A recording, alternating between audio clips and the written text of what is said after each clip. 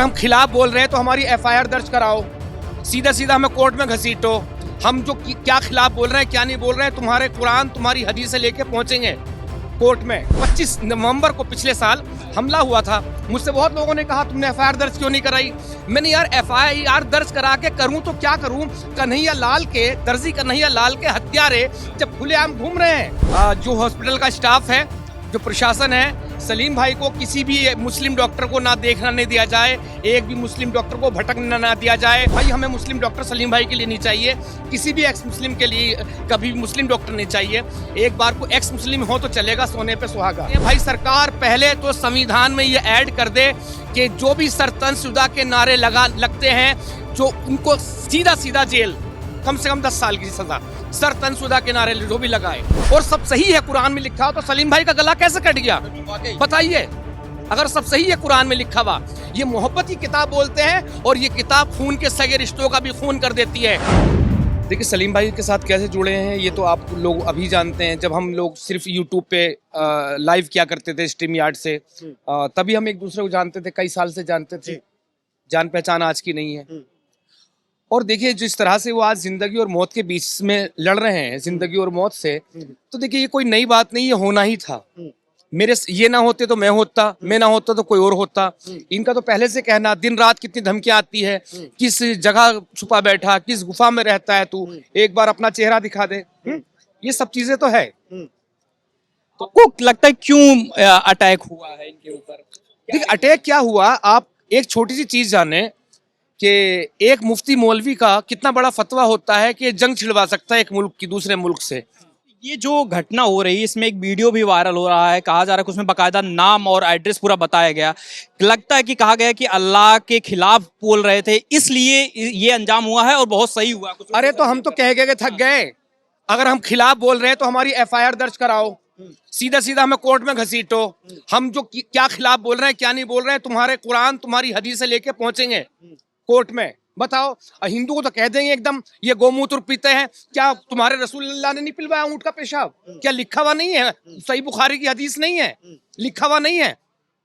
और देखिए ये अभी तो कुरान कुरान चीख रहे हैं, चिल्ला रहे हैं, जैसे ही ये फंसेंगे, जिस तरह ये फंसेंगे, तुरंत मालूम ही संविधान पे आ जाएंगे। अब मेरे ऊपर 25 नवंबर को पिछले साल हमला हुआ था। मुझसे बहुत लोगों ने कहा तुमने एफआईआर दर्ज क्यों नहीं कराई। मैंने यार एफआईआर दर्ज करा के करूं तो क्या करूं, कन्हैया लाल के दर्जी कन्हैया लाल के हत्यारे जब खुलेआम घूम रहे हैं, बाकायदा वीडियो बना के पोस्ट किया और हमारे माननीय प्रधानमंत्री जी को धमकी दी कि इनके साथ भी ऐसा होगा, इन्हें भी मार देंगे। तो भाई उस देश में एफआईआर दर्ज करा के करूं क्या, सलीम भाई के कातिलों का होगा क्या। अब यहीं पर देख लीजिए आप, इस्लाम के मुस्लिम डॉक्टर मीडिया वालों से आके लड़ रहे हैं।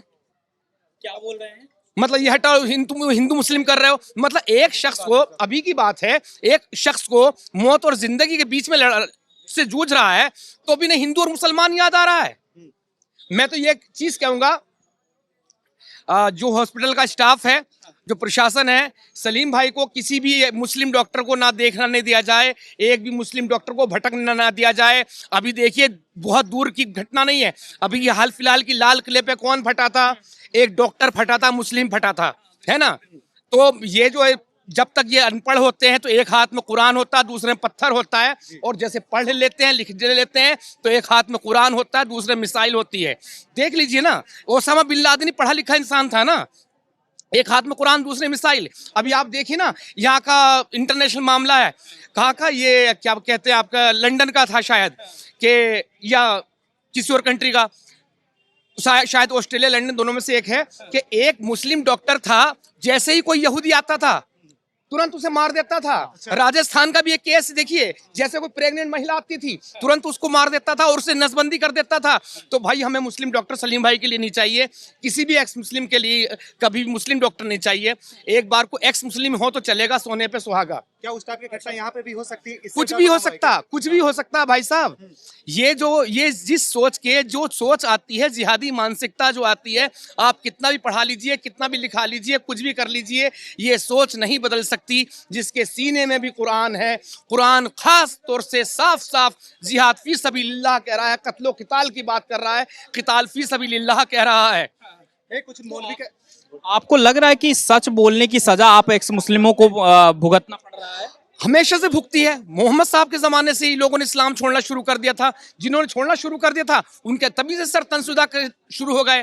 हमला के पीछे लगता है कि आपको डराने का मकसद है कि अगर आप अल्लाह के खिलाफ बोलोगी तो यही आप देखिए ये तो है डराने के लिए, मगर जैसे मैंने एक एक्स मुस्लिम पदयात्रा निकाल रहा हूं, मैंने ये कहा था, जैसे ही मैंने कहा है कि एक्स मुस्लिम पदयात्रा निकाल रहा हूं, तब से दिन रात जो धमकियां आ रही है, तू निकाल के दिखा अपनी पदयात्रा, तेरा ये कर देंगे, तेरा वो कर देंगे, तू मेरठ से निकल के दिखा दे आगे को, ऐसी ऐसी धमकियां।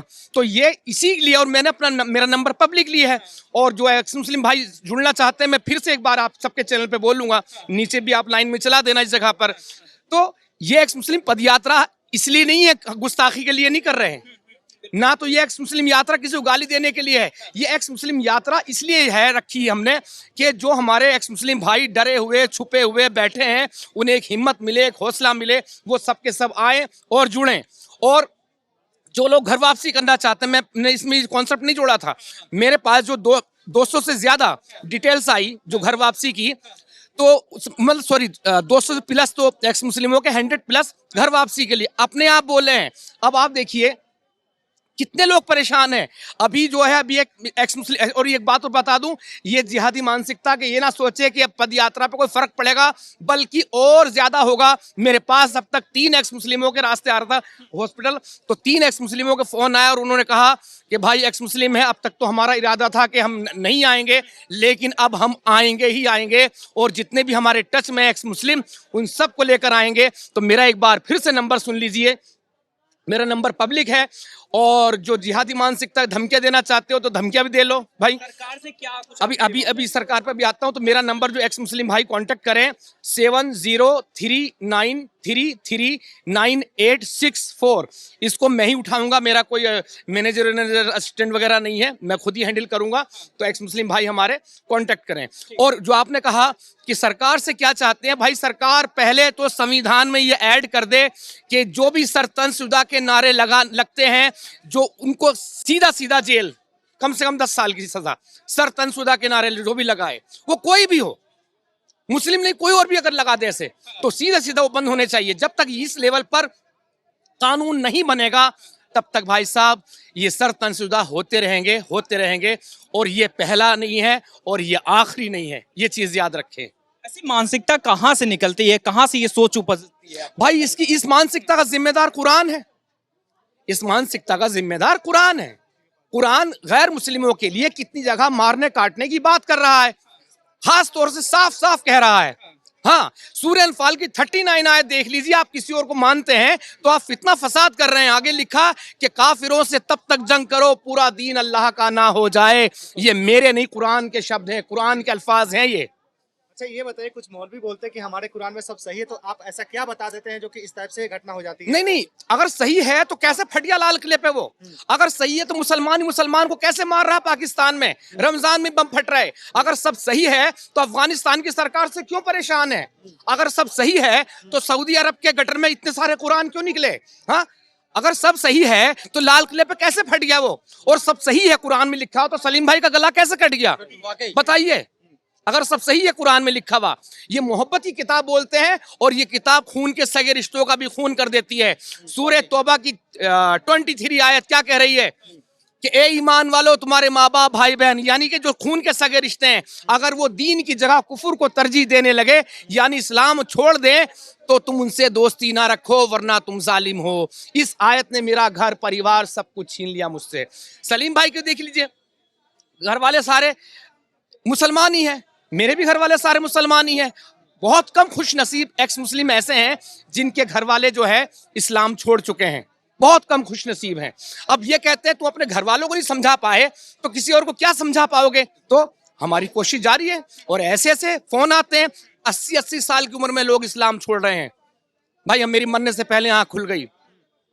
तो खैर, जो आज सलीम भाई के साथ हुआ है, और ये किसी के भी साथ हो सकता है, कभी भी हो सकता है। पहले तो सरकार को सरतनसुदा का नारा बैन करना चाहिए।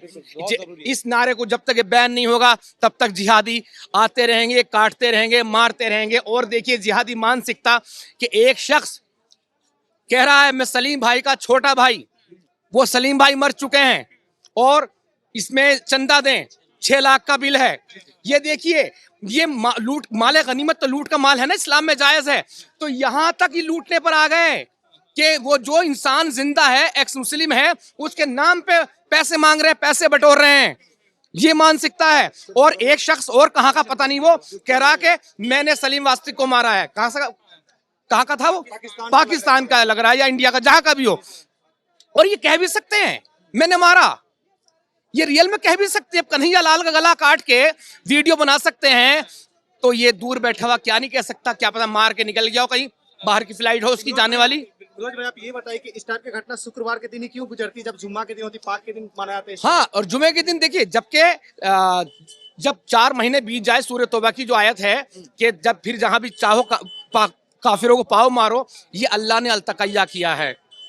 अल्लाह अलतकैया करने वालों के साथ है। इस्लाम के नाम पे आप झूठ बोल सकते हैं, धोखा दे सकते हैं, सब कुछ कर सकते हैं। अगर इस तरह से अगर इस आयत पर अमल करते, तो एक सलीम भाई का क्या, एक मुर्गी का भी गला ना काटते ये, अगर इस आयत पे अमल करते तो। वो अपनी सुरक्षा का भी डर है। देखिए, डर है क्या? अब देखिए, डर तो नहीं है, सावधान रहना चाहिए। मुझे अपना अंजाम पहले से मालूम है, जितनी धमकियां आती है कि एक बार तू अपना पता बता दे, किस गुफा में छुपा बैठा है, बस एक बार पता बता दे अपना।